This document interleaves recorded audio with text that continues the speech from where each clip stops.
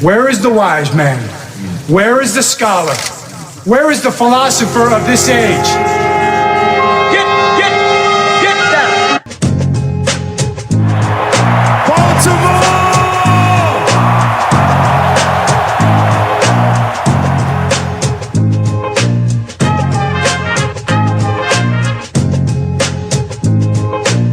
What are they getting?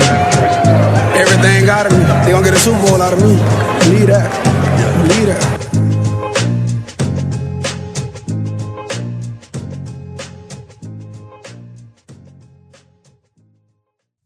All right, welcome on back to another edition of the Baltimore Beatdown podcast. It is Friday, January 28th, 2022. My name is Jake Luke. I'm joined on my screen by Spencer Nathaniel Schultz. We're just flying through January here, aren't we? It just feels like it's flipping by.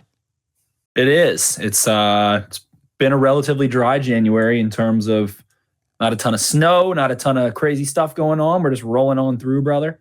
As I say that, you're taking a little sip of the old peepaw juice and getting it going. But yeah, it's exciting times. We just got to talk to, that was a culmination. So this is going to be the Rashod Bateman episode. We got 15 minutes with Rashad, thanks to Panini. And, you know, about 9 months ago, you and I were high-fiving. We ended up showing Rashad a video of us high-fiving over the fact that the Ravens took him at 27. He was the prince who was promised, and got into it with him a little bit. So that was a nice culmination of what we're about to get into as draft season is about to get underway. You know, the Senior Bowl coming up next week, and it's a nice little 360, I guess, or a full ceremony to dedicate to the fact that, you know, we went through the purple prospect portfolio, the Baltimore Beatdown big board last year, all that good stuff, and now we're going to be diving back into it again, and we got to start with our boy, number 12, Batman, Rashod Bateman. Yeah, that is kind of one of those funny full circle moments. I always, whenever we do these, I always think back to like my very first one that I did. Might have even been before you were on the pod with Kenneth Dixon, where he like called my iPhone and I like held it up to the microphone and it was just terrible quality. I was like more nervous than like literally I've ever been. And it was, you know, good learning experience, I guess. But we've come a long way where we've got Panini reaching out to, you know, us via Kyle to set this thing up. So big shout out to them for that. Big shout out to Rashad for his time. Quick warning before we run that one, the sound is a little weird. He's in like what I'm pretty sure is a big kind of like setup room. Conference room. Yeah, for the Panini like press stuff that they're doing. So there's some talk in the background. I'm going to try to like boost the audio levels and stuff. I think it's, you know, going to be passable either way, but it's funny because he actually like, I'm asking him like a relatively serious question like halfway through. And he like stops. He's like, "Sorry, I can't hear you, man." And he's like, "Everyone, hey guys, like shut up," basically. And like, he was like, "Hold on, give me a second," and then told the entire room, he was like, "I can't hear what they're saying. Can you guys like quiet down a little bit?" Yeah. We were like, I was like, "Man, you don't understand how much we appreciate you saying that." Yeah, it was. So, shout out to the young goat. Yeah, not only a great wide receiver on the field, but a producer's best friend in that respect. So a great job by him there. A really fun 15 minutes and. Yeah, man, one of my favorite draft picks in recent years. So that was a fun one. Kind of came out of nowhere, and here we are. It's more or less in the can, and that's exciting stuff. Certainly, it was a lot of fun. It was really cool. I have same kind of hat as him too. So me and him just men of style. Plus, Rashad's got the YouTube channel and all that good stuff. He is a producer's best friend. He's a quarterback's best friend, a producer's best friend. So I'm feeling 12 touchdowns for number 12 coming up this year. Tough for him to have to rebound from that groin injury, but man, that was awesome. Just very low key, snuck in there. Got the nod last week to be able to get him. You know, we don't like to spoil our guests ahead of time or anything like that. But yeah, I remember I interviewed Kenny Young one time, and something happened with his audio didn't transfer through somehow to what I was trying to do, and then I was like freaking emailing my old professor from Towson University, who was my like audio production professor, and trying to ask him if there was anything I could do to save it and boosting it and all that. So yeah, we've come a long way in that regard, but we appreciate Rashad and hope you guys enjoy that aspect of it. But one kind of major news segment issue, I guess, you know, on the docket, the Ravens, according to Chris Ballas of the Wolverine.com, and then also ended up going through ESPN major writers and everything. It feels like people were very tentative at first, but basically announced, you know, that the Ravens are targeting and very serious about bringing on Mike Macdonald, their former linebackers, DBs coach, quality control coach, to become the Ravens' 9th defensive coordinator, depending on how you you dissect the split Marvin Lewis and what was it? Vic Fangio and Marvin Lewis shared the role. I believe so. You know, you had them. You had I think Rex come in after that. Then it was Greg Madison for a year, Pagano for a year. It was you know, there's been some guys, Mike Nolan. You know, for sure. So that sent a little bit of a ripple through. A lot of people were starting to, you know, kind of dissect between Chris Rashad and Joe Witt Jr., Anthony Weaver, and all those things.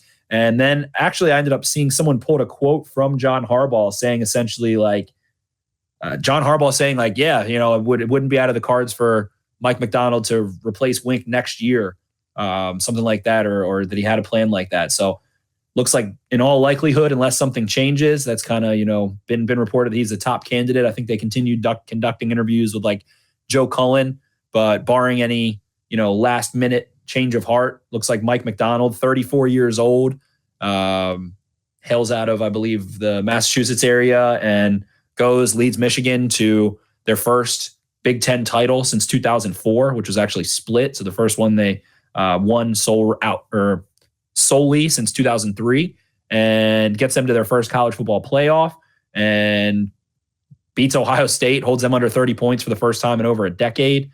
So John essentially just leases out his best young mind to his younger brother, Jim. And is like, yeah, go ahead. We'll lend you somebody to beat Ohio State, get you in the playoffs there, Jim. But we're going to take him on right back. So I thought that was a hilarious John to Jim big brother moment that seems to never end. They'll be doing that stuff when they're 90 years old. As a younger brother, I can tell you this is something that goes on a lot, and it irks the shit out of me when it does. So I'm sure Jim is going to be crying himself to sleep in a bowl of milk tonight. But yeah, I mean, it's I'm interested by the hire. I'm not, I'm not going to go like too crazy with it. He's very memeable, which I like. You know, obviously he's a big okay guy, so I had some fun kind of cutting the clips of him, you know, saying okay over and over again, all in the same interview, which is pretty sweet. About 15 seconds of that.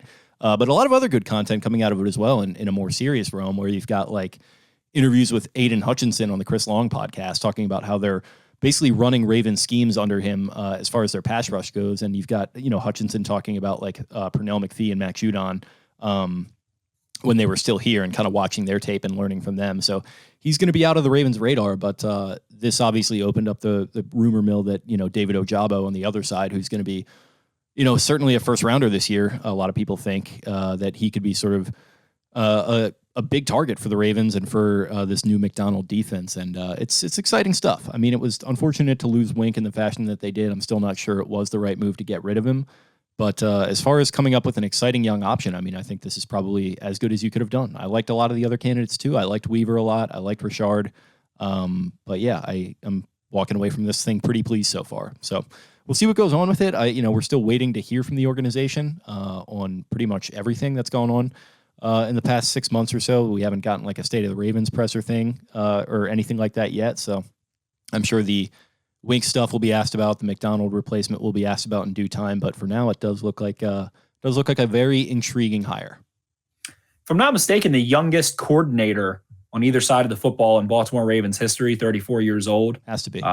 If he ultimately is named, which it sounds like is all but imminent. Yeah, very curious. Still likes to be multiple. You hear there's a nice quote from him when he had his introductory press conference with Michigan about what his defense is, and it's multiple. It's 4-3, it's 3-4, it's 2-4-5, it's dime, it's being able to, you know, run split safety, run man coverage, zone coverage, everything in between. So I like the fact that feels like it's going to stay. I think that's a nice way to continue to counter Joe Burrow, who looks like, you know, a beast in their division and the guy they're going to have to be gunning for. We saw the Titans, like I mentioned, do a good job mixing up coverages and able to disguise things, but it seems like it's going to be a little bit less blitz dependent, blitz happy. And you hear Aiden Hutchinson have glowing things to say about him. David Ojabo have glowing things to say about him. Dax Hill have glowing things to say about him. So I'm excited to see how that plays out. Looks like they're going to be using a lot of match man, cover one, using a lot of palms, cover four, and being able to kind of help out. You know, if there's a Jamar Chase, if there's a receiver that's, you know, going to give you trouble, it feels like they're not going to leave him on an island. They're going to kind of shade coverage that way a little bit more. And I think that Macdonald's up-and-coming coach is very well respected. What people seem to forget is that, yes, he spent time under Wink Martindale. He also spent a lot of time under Dean Pease, who ran two really different defenses in terms of, you know, what they like to do in passing situations and things like that. So one of the most respected up and coming kind of young defensive minds, I'd say, and got a ton of credit for what he did at Michigan this past year. And like I said, it truly kind of feels like, especially with the way his contract at Michigan was structured, the only way there's not a buyout is if he gets primary play calling duties in the NFL.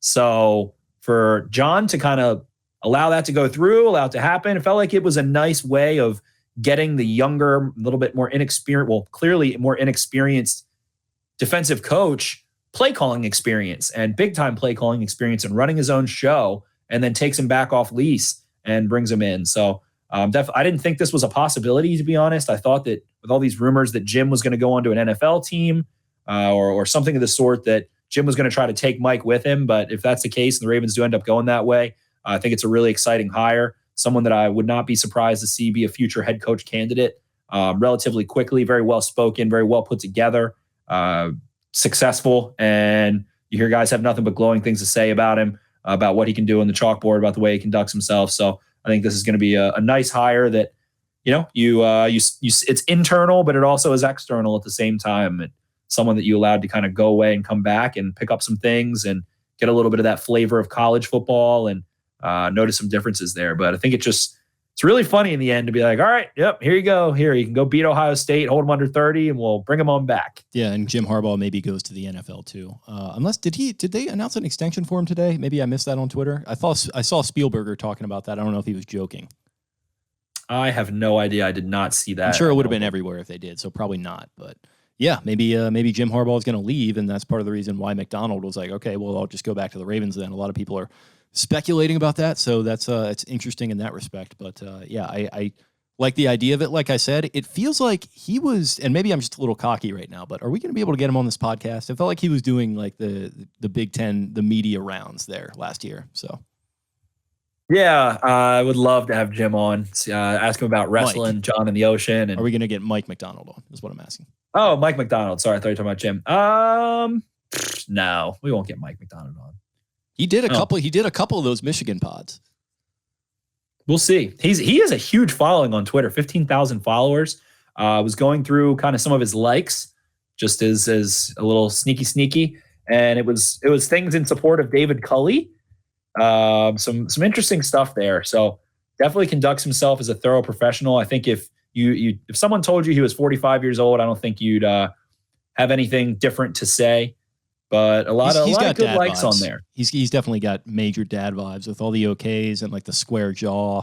He's tucking his t-shirts. Kind of looks like John, I'd say. A little bit. Yeah, he's tucking his t-shirts into his pants. He's got the belts going. The biceps are popping a little bit. He's got some young like millennial dad vibes going, which I like. He certainly does. I don't know, man. Go blue. I think him and Judon were really close, is my understanding as well. The Judon's had some really nice comments about him over the years, and he definitely remained to be, or continued to be, involved in kind of the Ravens a little bit and keep those connections and everything. So I think this is a really nice fit. I think it's going to work out quite well. I know that Vass, who I've done some recordings with and talked about him with, says kind of how a lot of, in his circle of coaches, they thought that Macdonald was a really devastating loss for Martindale's staff. Amidst Joe Cullen as well and some other things, but Macdonald apparently, man, can really whip it up on the whiteboard. So I think that this is going to be a lot of fun, and just to hear guys always have great things to say about him, and seems like he's a real consummate professional at such a young age, is really promising. And I mean, I don't want to say Harbaugh's not going to be here in a few years, but I don't think a lot of people would be shocked to see if Macdonald comes in, operates a tight ship, gets things kind of righted, gets the Ravens to a good position for him to either have a new job as a head coach somewhere in the near future, 3, 4 years down the road, or to ultimately end up being the Baltimore Ravens head coach. I feel like this guy's been on a really awesome trajectory with a lot of nice connections and people that say some great things about him. So I think this is an exciting hire. People are going to want to look at, are the Ravens going to run cover zero? Are they going to do this? Are they going to do that? There's going to be similarities for sure. There's going to be some differences, as I mentioned. So I think this is a hire that it's a little bit, it's kind of, we're going to need to see it first and see what the differences are, but it's kind of nice because I don't know, there's some reluctancy, it felt like, from a lot of people about like, oh, well, if Wink Martindale's going, then who do you replace him with? And It's not, Wink Martindale's defense wasn't great this year. I think they were 32nd in yards per play allowed, 28th in turnovers for, something like that. Yards per play, all that good stuff, not great. So, sacks relatively low, and they crumbled down the second half. Wink Martindale had some really successful defenses. I know they were highly paid, but was at that cutting edge a couple years ago in 2018 with those pressure stuff. So keeping all that in your back pocket, you just hope that you can find a defense that's going to be able to do it all. I know Deontay Lee at PFF, who I think does some of the best work over there, really, really high on the hire, thinks this is going to be a good thing for guys like Patrick Queen, and able to do some more modern things in coverage to help be a little bit more conservative on the back end and things of that nature. So I think we're going to see Macdonald write this defense, and hopefully is a long-term plan there and able to get everything kind of calm and ready to go. So there is change. To which degree, we will see, but feels like it'll be kind of a medium change as opposed to a whole overhaul where guys like Adafe Owe are going to be thrown out or Patrick Queen is put in a weird spot. So I like the familiarity. I like the fresh flavor. I like that it's a young coach.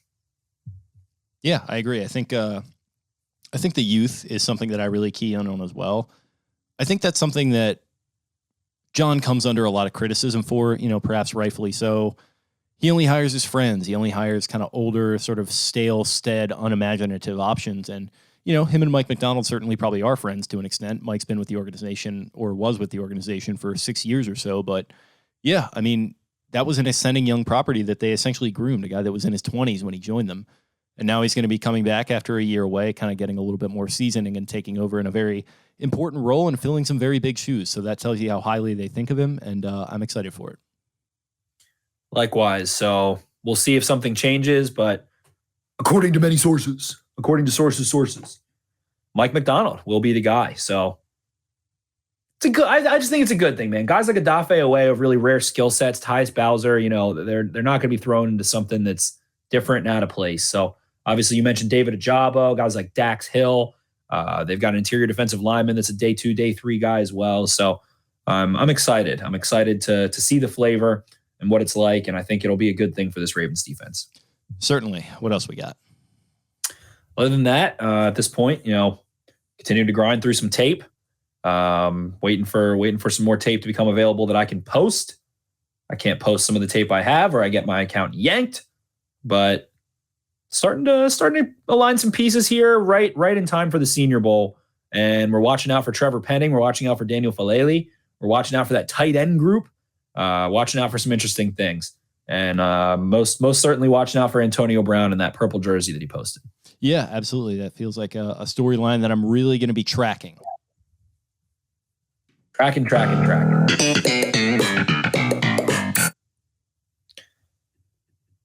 But it's draft season with the Senior Bowl coming up next week. So Senior Bowl content on the way. Stout group of offensive linemen. We'll be diving into that in depth and cutting up the tape and seeing who can prove their worth. We saw Creed Humphrey look like a damn man out there last year. Ben Cleveland, guy that came out day one and was a brick wall in pass pro, was just tossing guys. And I think that is definitely his biggest strength as a pro. So it's really fun to be able to isolate these guys away from their teammates, away from their system or their scheme that they're in, and just see how athletes are against other athletes. And that's what the Senior Bowl is great for. Really kind of sucks that there's no juniors in it. I mean, really kind of sucks. The Senior Bowl is a really valuable tool. Guys do get hurt, which blows and really is unfortunate, but also guys like, Justin Herbert kind of cement their first round status, or some pretty big stories come out of it as well. So I'm excited for this one. I'm excited to watch a lot of these big name players with a really big class coming in, and it's going to be a lot of fun. We'll get it kicked off. Yeah, it will. I guess that'll probably be maybe the let's maybe call that the first week of the big board. Maybe a little bit before, or maybe a little bit after. But if Joe knows where he's at, then we'll know, and maybe it'll be a little bit before and a little. Are you not picking this up? Nope. I'm doing morning weg. Maybe a little before, maybe a little bit after, but Joe, I think Joe before, knows. Maybe a little bit after. We'll see how it feels. We'll see how it goes. I think I know, and we think we know, but I think Joe knows, and maybe if it's a little bit before or a little bit after. Ravens fans miss Marty Mornweg. Bring back Marty Mornweg. Hashtag extend Mornweg. Yeah. Okay. 4 more years. Yeah. One. Yeah. So doing a lot there. But conference championship weekend coming up. Who do we got? Who are you placing big boy stacks on? Lost the most money I've lost this year on the Packers, on their special teams. Just like the old adage goes, whatever your weakness is, it will come out in the playoffs.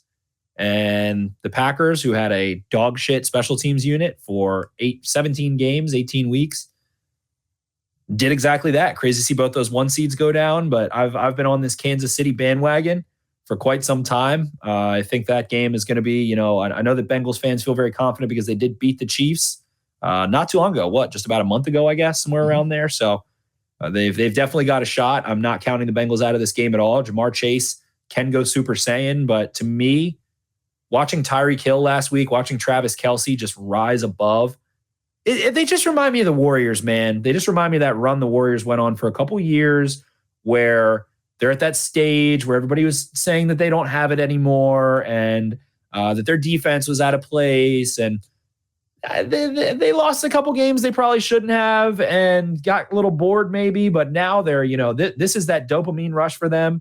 They're freaking coming back with 13 seconds left. They've got Arrowhead rocking. I think that they were inevitable once they moved Chris Jones back inside, traded for Ingram, and relegated the state trooper Dan Sorensen out. So Bengals defense done some really nice things. I don't know, Tyrann Mathieu going to be a big storyline there, but I'm going Chiefs. We'll see. I think they're 7.5 point favorites. Don't know that I love that one. I might take the Bengals, to be honest, to cover, but I think that'll be a relatively close game. But the Chiefs are, I think, just going to outclass them when it matters most. Chris Jones going to be able to wreck shop against that weak Bengals right side of their line right now. And I do think Jamar Chase will obviously make plays. I think that Burrow will make his fair share of plays, try to keep the Chiefs off the field, but they can just do it however they want, man. They're like the battle rifle in the old Halo games. They got the mid-range game. They've got the deep game. They can win from up close with a couple headshots. That offense right now is just humming again. Feels like they've really got their run game going with Jerick McKinnon and Clyde Edwards-Helaire. I saw Nate Tice doing some fun videos on how they've kind of been looking all year to try and figure out the right sauce of how do we run the ball with Travis Kelce detached from our offensive line, split out wide, and still able to run the ball. So they've been doing some insert stuff, busting out some big runs. Mahomes ran for 70 yards, 55 of them in the first half last week. I just think they're cooking right now.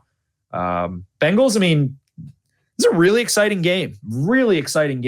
And what Joe Burrow has done in the last 3 calendar years is just, I guess, 3 calendar years, just crazy, man. Really hard not to see shades of Brady and the similar skill sets there. Probably not going to win 7 Super Bowls. I don't know if anybody ever will, but dude's a freaking competitor.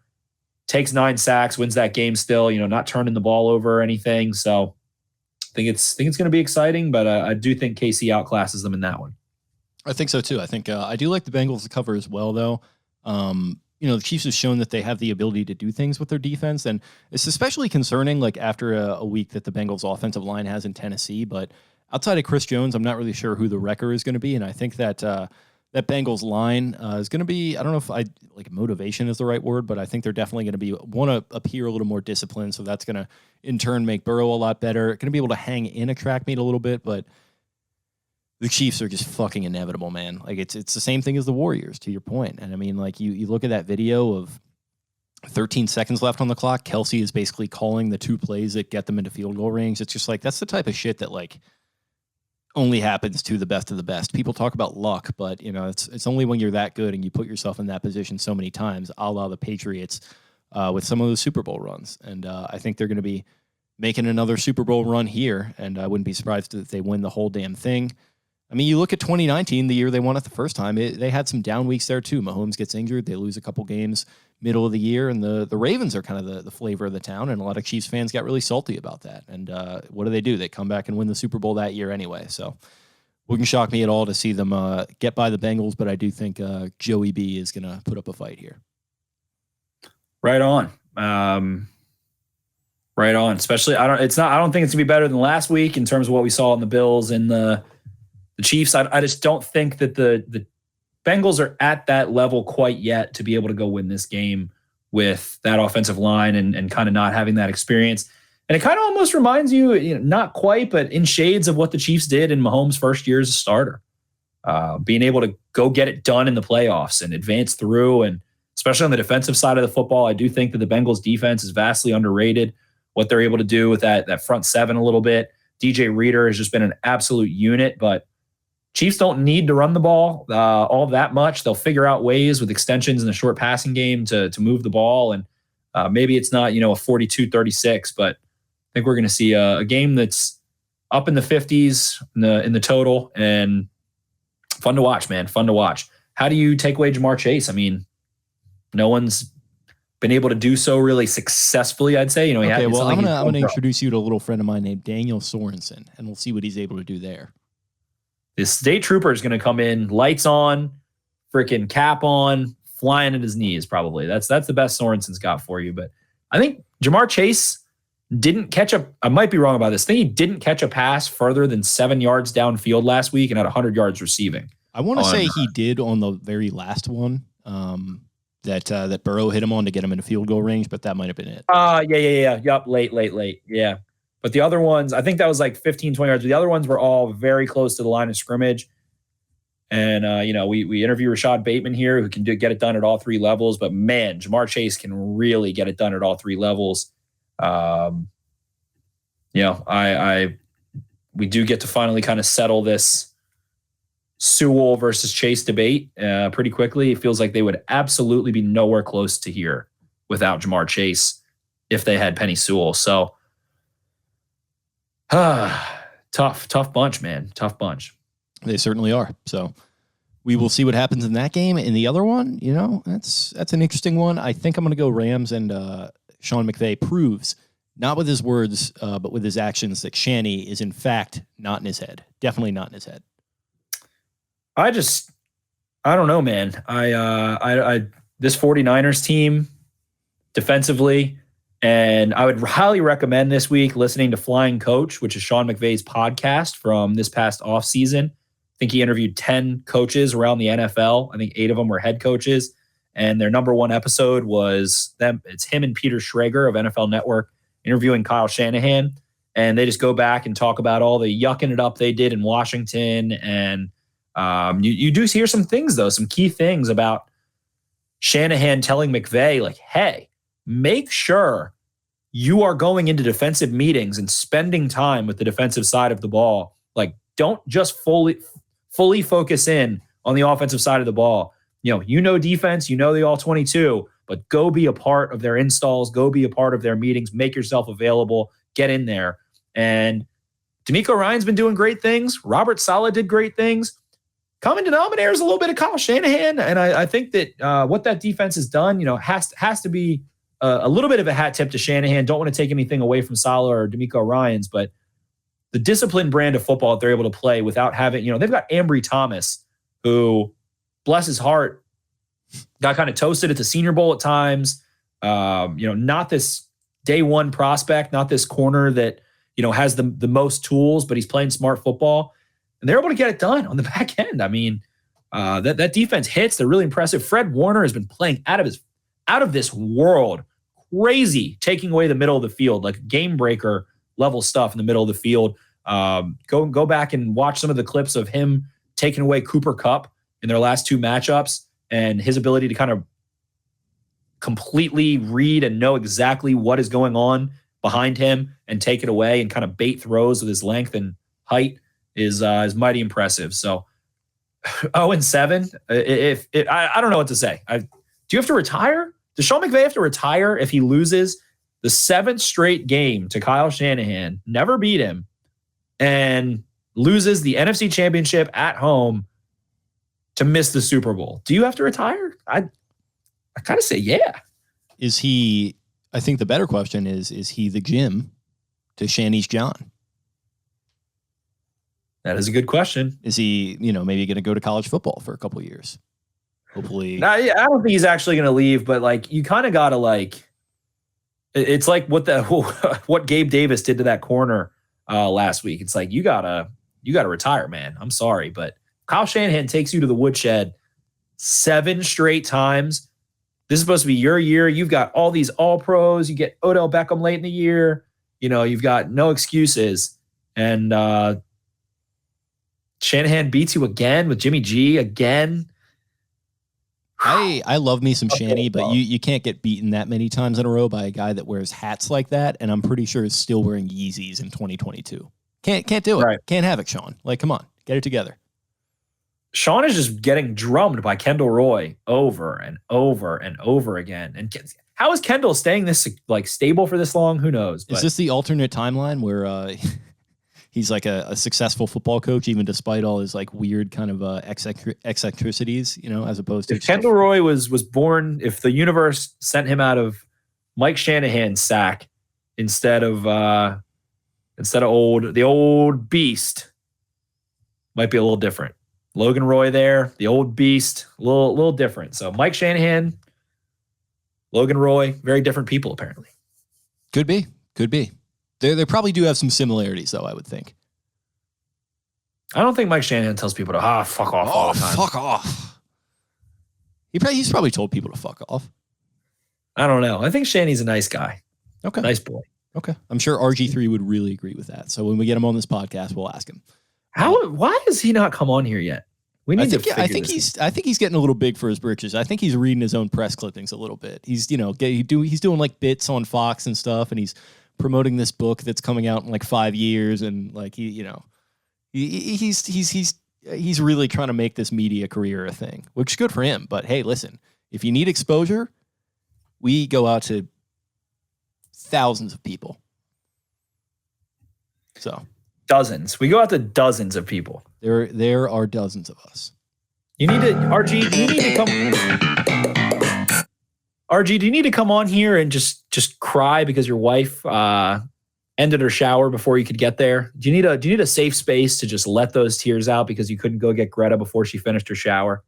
If Fox or whoever's I think it's Fox that's employing him right now. If they're not going to let him get his horny jokes off on the air, we'll let him come on here and do them. So Robert, I hope you're listening.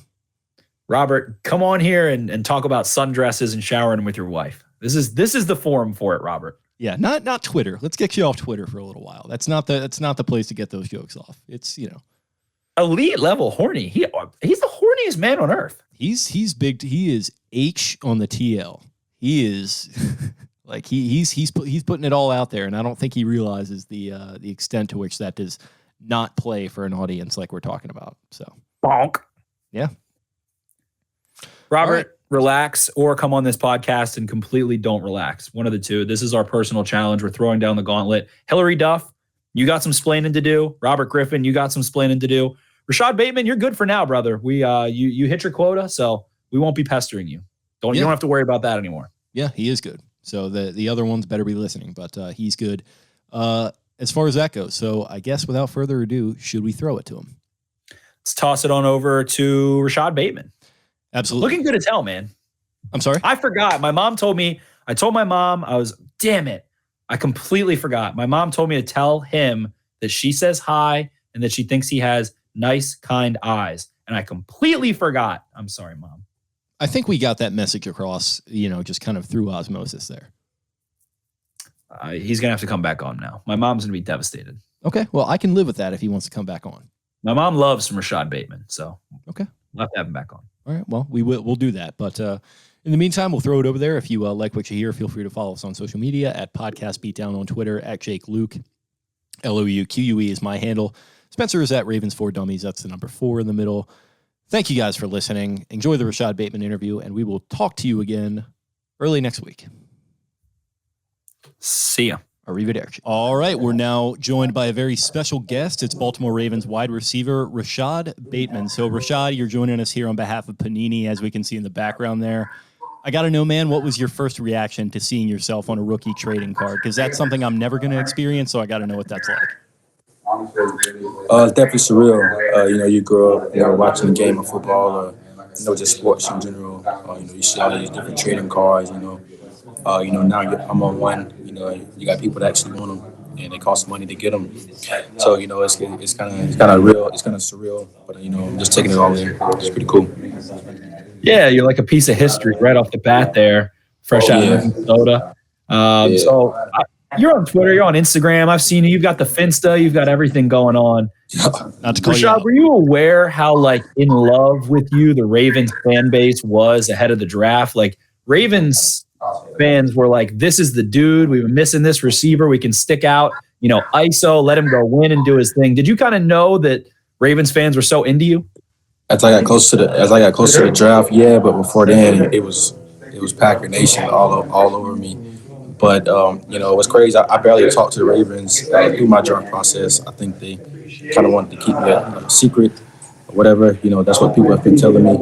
But it happened. And I'm excited. I'm blessed to be part of the Baltimore Ravens organization.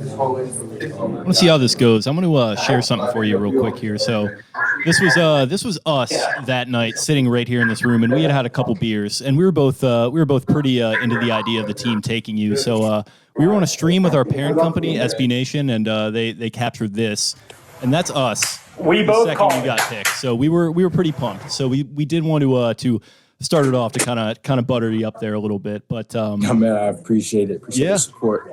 Yeah, definitely. So what's one play call or play design you saw this year that got you really excited or made you think, oh, it's on?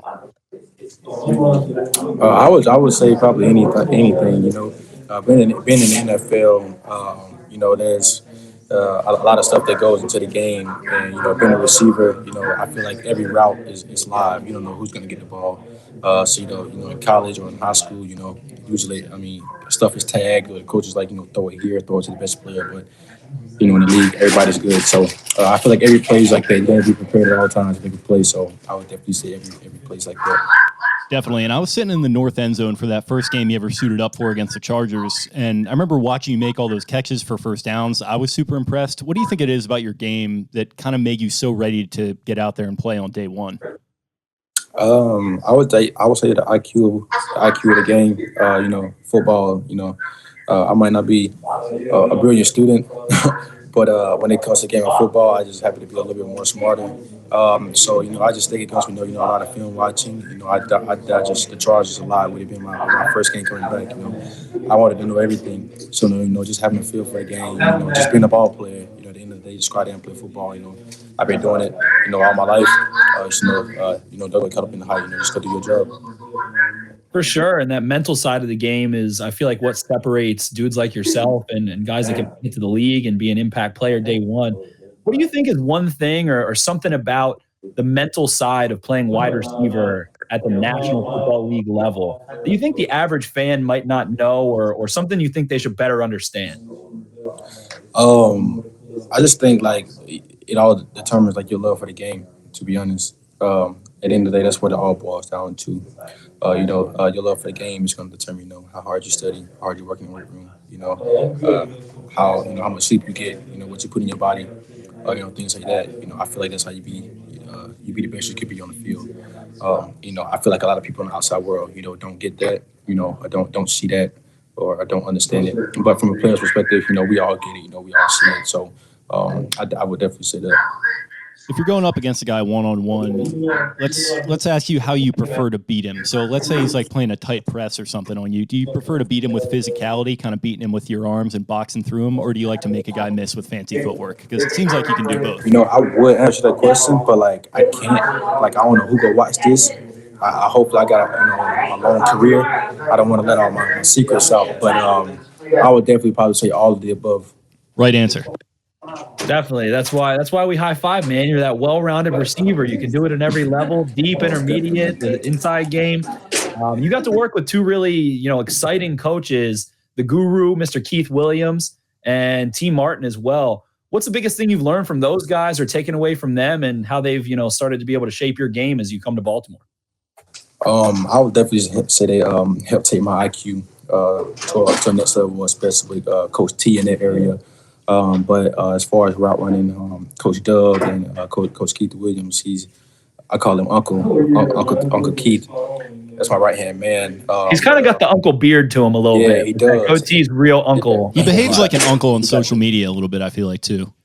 Yeah, he got the ball here. Everybody knows him. He's a good coach. But as far as route running, he has taught myself a lot, and he has taught our receiving group a lot, and it's definitely has transformed, the Ravens receiving courts to what people the stigma behind it or whatever they want to call it. And I definitely think that both of them has helped this receiving group take that next leap.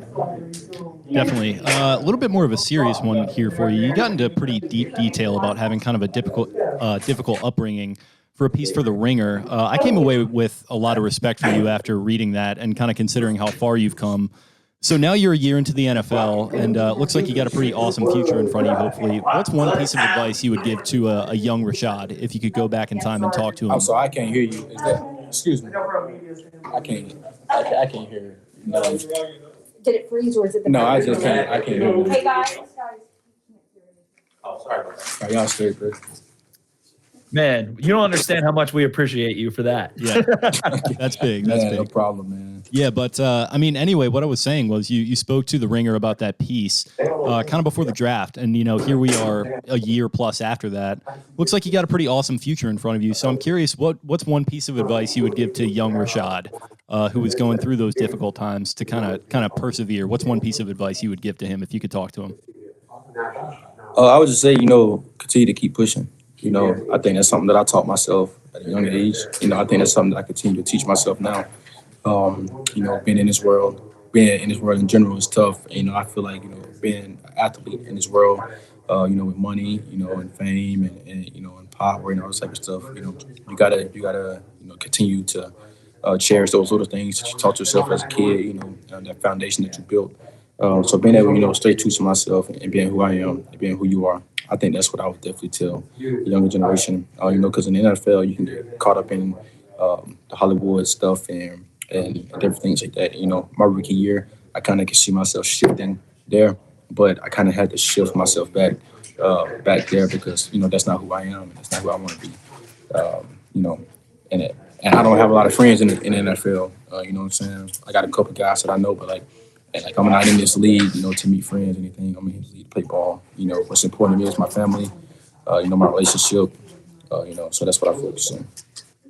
Definitely. And you had to grind through. You get that groin injury. I know you said that was your first kind of career or in your time playing football injury at all. And I'm sure that definitely, kind of put a dark cloud over what you thought was going to be the start to your career. You come back in, like Jake said, you're a first down machine.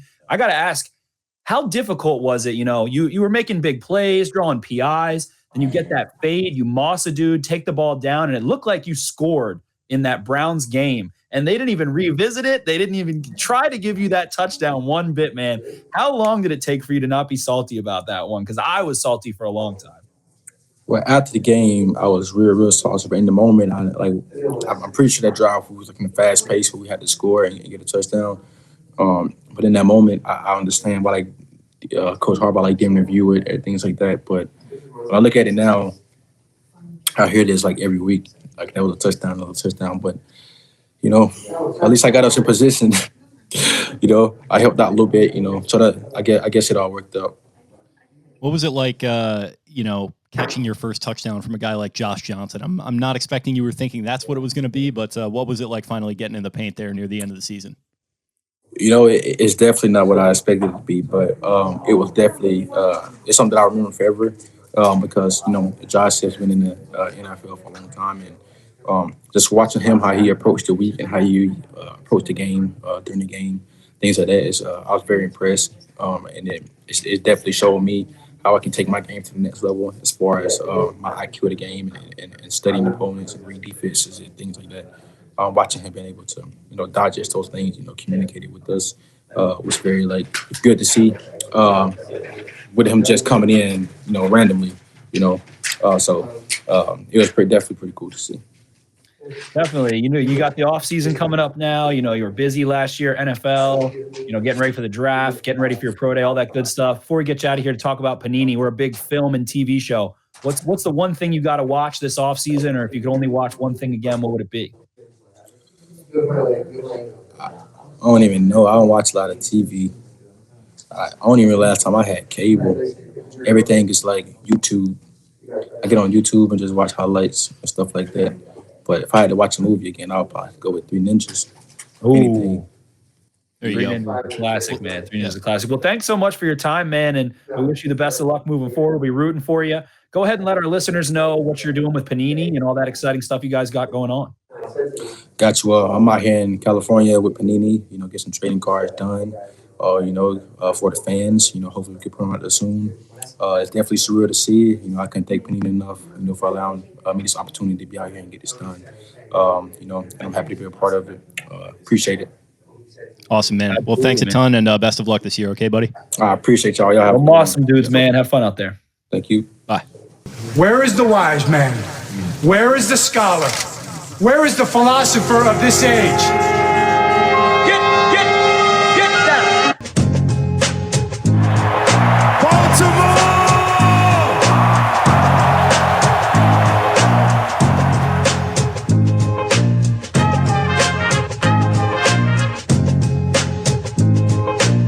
What are they getting?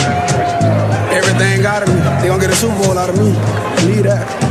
Believe that.